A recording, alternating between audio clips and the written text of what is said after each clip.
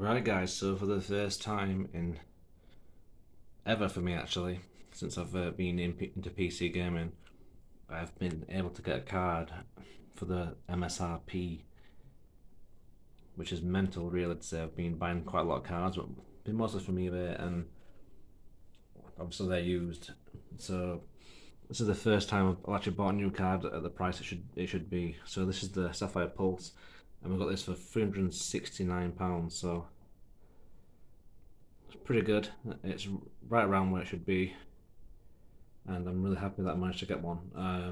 I really wanted this model as well for gaming.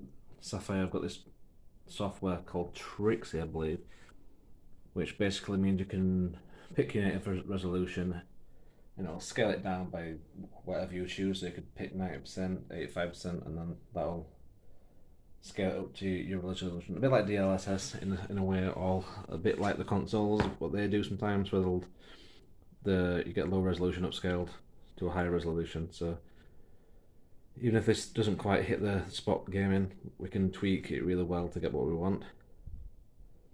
And so the price of 3060s right now is in the UK £499 for the cheapest model, brand new, and the 3060 Ti at 585. So value wise, this is the best you can get right now for a new card.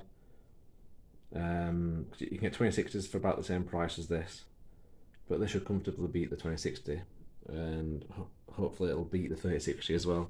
So we're going to look at gaming, we're going to look at mining as well.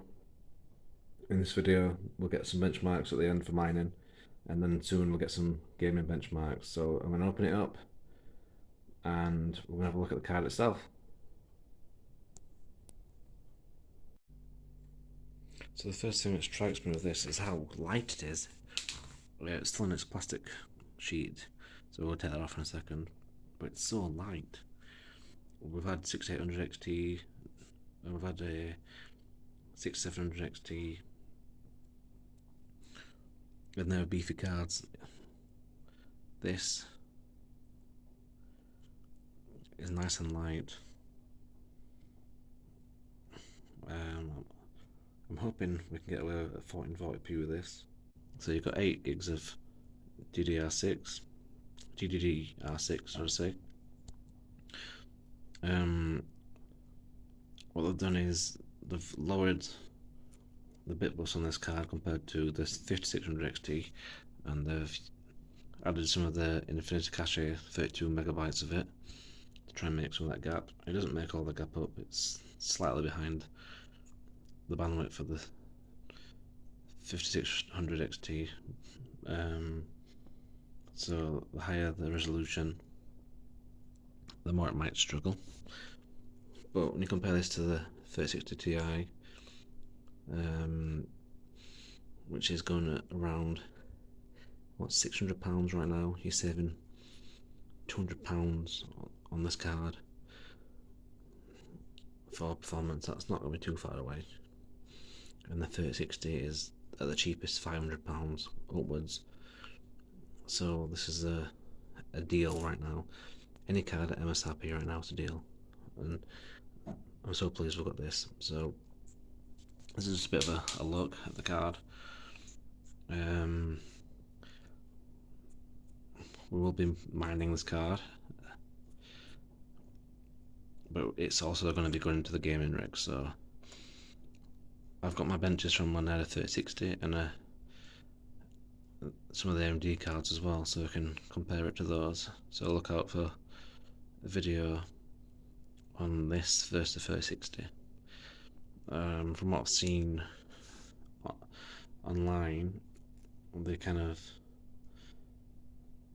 spar a bit back and forth, but I think this will be the winner. So yeah, this is the 6600 XT. It looks nice.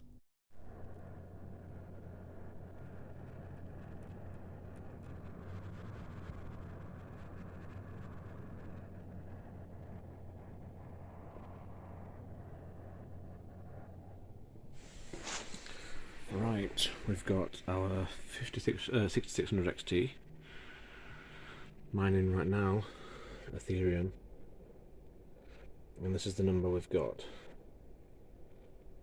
32.46 mega hash right now, and I'm getting that with 65 watts.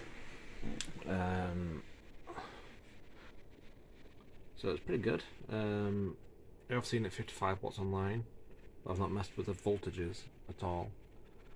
How have I got to this? Let's have a look at the tuning. So I've got the minimum frequency set to 50%, so I've halved the core clock, and the VRAM tuning has been tweaked as well, so I've got that at the speed's gone up from 2000 base to 2262 at the minute. I think it's set at 2274, but here we go, yeah, there. So we're not quite hitting that, so we're about 12 megahertz lower than we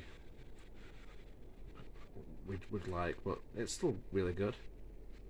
32.4, so seen a lot online about just getting a RX 580 or 470 or something and doing the same thing, but you'll not get this efficiency with those cards, and you'll not get this gaming performance either. So at MSRP, this was a great buy for us.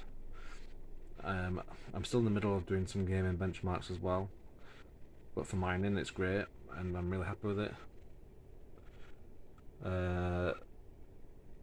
So yeah, this is the 6600 XT, and those are our figures. I'm sure we can get a bit more efficiency out of the card.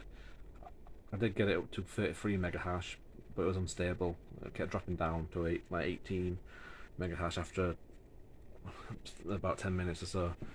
So I think 32.5 is pretty much the maximum I can get out of it without raising the power too much. So it's a great little card, and I'm looking forward to getting some gaming done on it as well. So yeah, that's just a quick look at the 6600 XT from AMD, and hopefully we'll get some benchmarks of gaming soon as well for you to look at. But for this one, that's all we've got for now.